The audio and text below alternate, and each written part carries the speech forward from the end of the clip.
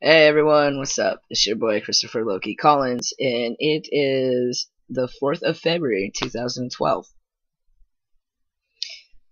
So here's my first segment to this project that I made an introduction video for, and I hope you guys enjoy it. I guess it's gonna tap onto some really serious really serious subject um, for me for a lot of reasons, and a lot of it being personal reasons.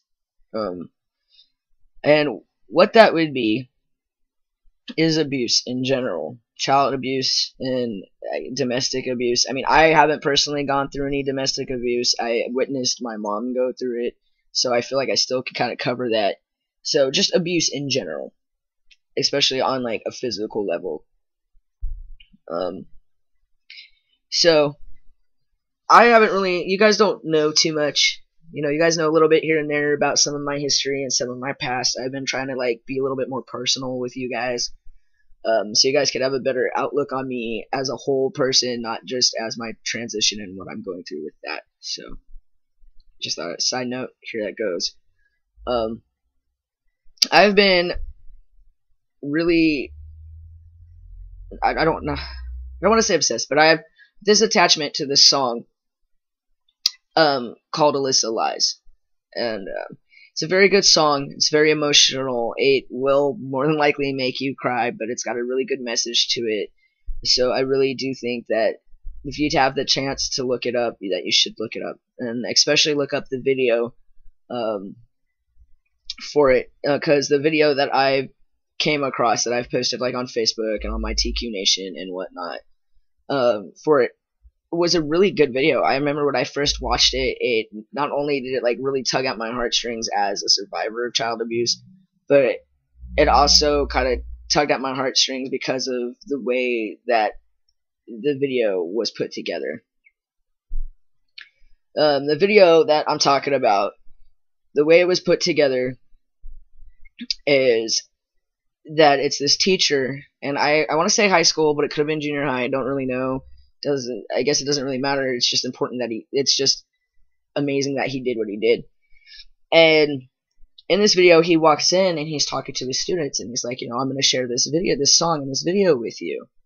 And I want to, and then when it's done, write down in your journals how it made you feel, or, what impact it had on you, or anything like that. And so he plays this video, and they show the students watching the video, they show the video, and then they show the students, so it goes kind of back and forth, so you could kind of see the reaction of the students to the video. And as I'm watching it, there's this one girl who, once it gets towards like closer to the end of the video, she just picks up all her stuff and she goes out. She falls to the floor in the hallway, leans against the lockers, and is just crying. And the teacher comes out and talks to her. And at the end of the video, it says that that the end result of him showing that video was that there were a good chunk of students in his class that in their journals wrote about abuse that they were going through at home. And, or maybe even, I mean, it could have also been not just child abuse, it could have also been like any kind of domestic abuse, because that does happen in teenage relationships just as like it does in adult relationships. I'm not saying that's right, I'm just saying it happens. So a lot of kids came forward about some abuse that they were going through, and then one of them also was taken out of the abusive home that they were in. I can't say for sure if it was that one student that got up and walked away that was one of the students that actually like got taken out of the home or not. I'm really hoping that she was, because her reaction to it was just so real and emotional, and just I remember being that person that just wished that somebody could help me, but I couldn't. Who was I going to talk to? Who was going to believe me, kind of thing? Because that's what we're trained to believe, as the victims of the abuse, we're trained to believe that no one's going to believe us, and that, no matter who we tell, that they're not going to do anything about it, because this person is like an adult, and da-da-da-da-da, and they can find ways to make sure nobody believes you, and blah, blah, blah, because abusers do that. It's a control situation. It's how they control the situation. If you tell, I'm going to hurt somebody that you care about, or if you tell, no one's going to believe you, or, all that jazz that they like to spew out. And I found myself wondering if teachers did that in schools, if teachers showed that video in schools, how many kids could we possibly save? If just that one classroom, the impact from that one class watching that video saved a number of those kids' lives, then maybe we need to do that. Maybe that's what needs to be seen. Maybe it's the fact that it's right there in front of your face. You know, this girl is going through the same thing you are, but because she didn't really talk to anybody, like the only person she talked to was the little girl that the singer's little girl, I guess. And, you know, she was the only one who knew. But by the time she told her dad, and her dad went to tell somebody else, it was too late and the girl died. So I'm kind of wondering if maybe that's where it really hit them. It's just like, okay, well, that could be me. Like, if I don't talk about it, if I don't talk to somebody, that could be me. I'm either going to end up being killed by the abuse that's going on, or I'm going to end up killing myself because I can't take anymore. So maybe, you know, like I said, maybe that is a good thing. Maybe people should show that video more. Abuse is really hard to deal with. It really is. Me, I was thrown down a flight of stairs by my half-brother's father. I had my lip busted open. I've had black eyes. I mean, I can't even remember over half of all the injuries that happened because I was pretty young, but I do remember a good chunk of them. No, I remember getting my lip busted open because of the fact that I was trying to carry my puppy that I had at the time outside and to go to the bathroom in the morning, but as I was carrying it, ended up going to the bathroom on the floor. Needless to say, a busted lip, maybe a black eye, I think, was the price I paid for that. And it's just ridiculous. And I look back and I'm like, dude, are you serious? Why? What the fuck? That makes no sense to me. Anyways, but I'm not an abuser, so I don't understand how they think, I guess you could say. You know, I got to the point where I think the biggest thing that I look back that angers me the most about this situation is not only was I getting beatings, but so was my mom, and I was witnessing those. And I think my mom's kind of blocked out a lot of the stuff that that actually happened to me for whatever reasons that she's needed to. But I remember them so vividly that there's no way it couldn't have happened. That's all in my head. And the thing is she had plenty of chances to get away, and she would. She'd take us, and she'd leave for a short time, but the minute he did what most abusers do and called her, was just like, I'm sorry, I'll never do it again.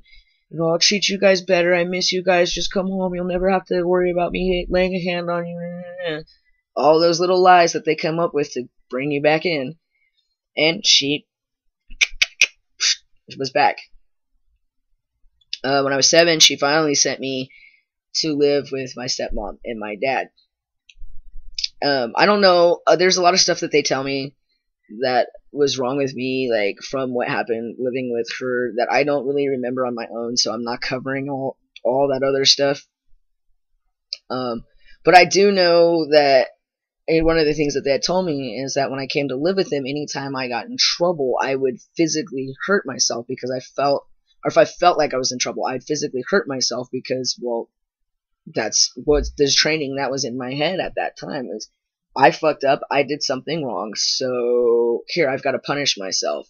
I think I have like a scar over, like, you guys can't really see it, but I got a scar around here on my head somewhere, from beating my head against a toy chest, because I thought I was in trouble, and I had to be punished, and if they weren't gonna do it, then somebody had to, so I did it myself. That is from my understanding, that is not uncommon for abuse victims to do that, especially when they've been abused at such a young age. I mean,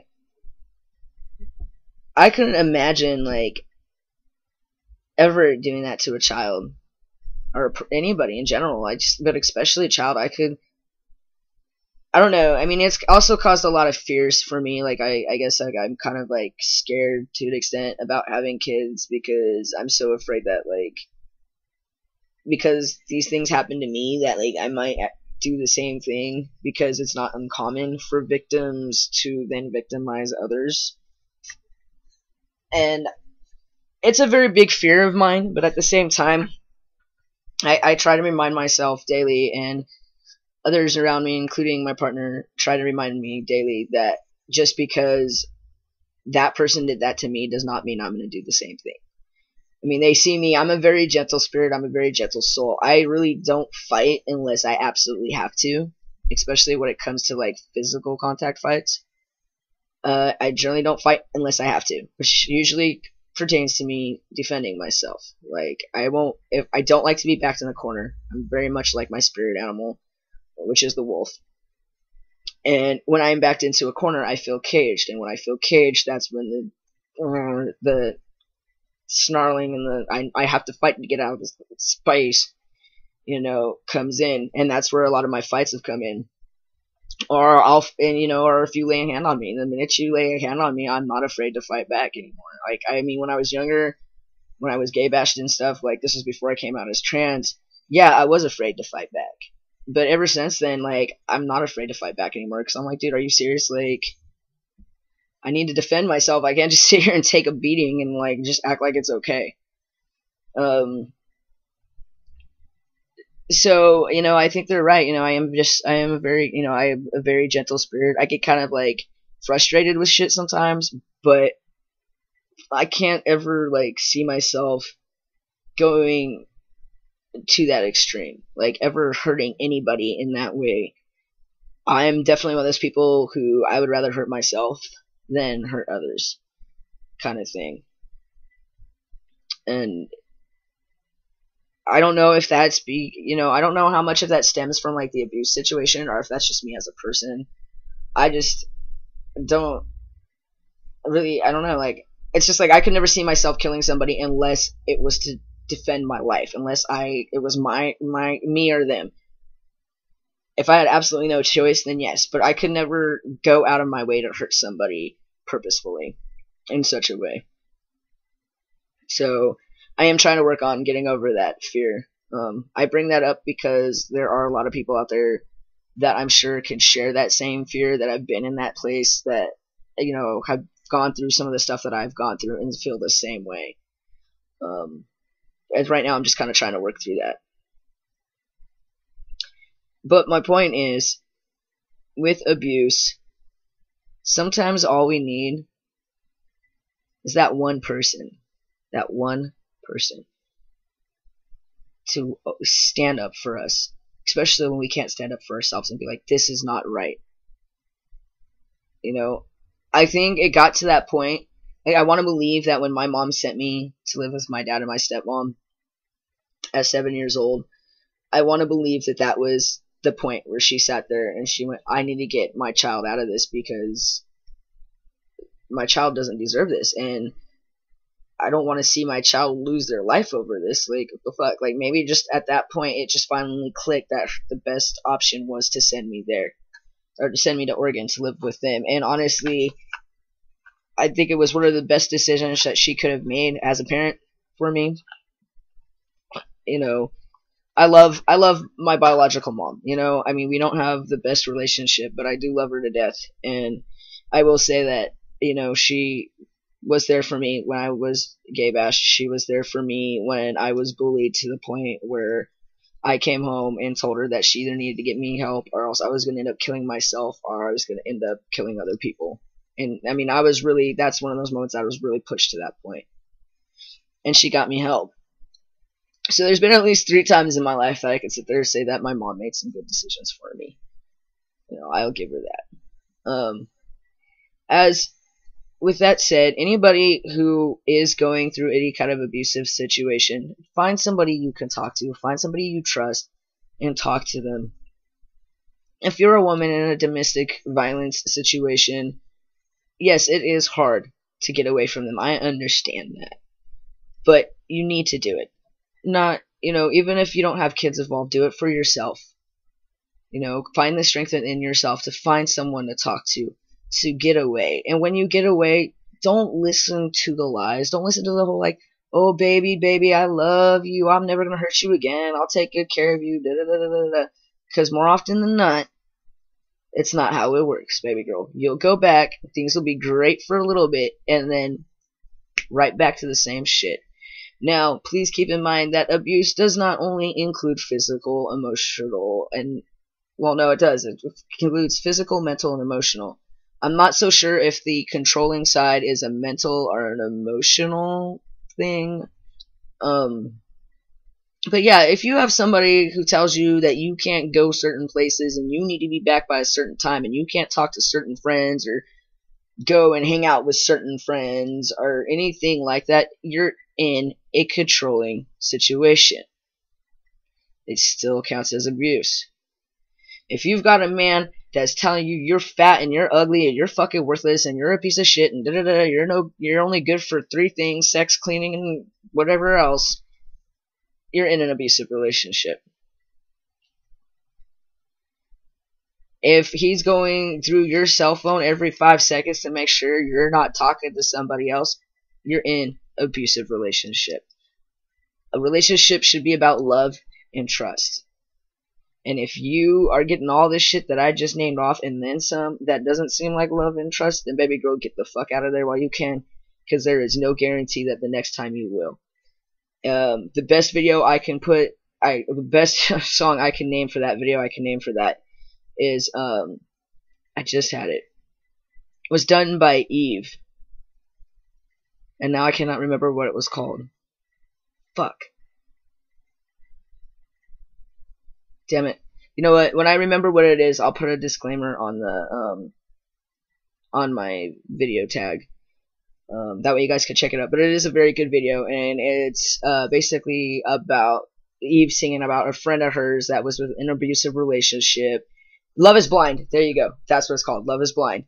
Watch that video, listen to that song, and you'll have a whole new perspective on like what you might need to do to save yourselves. This video was a lot longer than I meant it to be, but I felt like I hit on some really important stuff.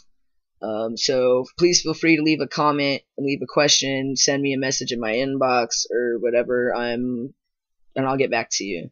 Alright, I gotta go on to the next one. Bye.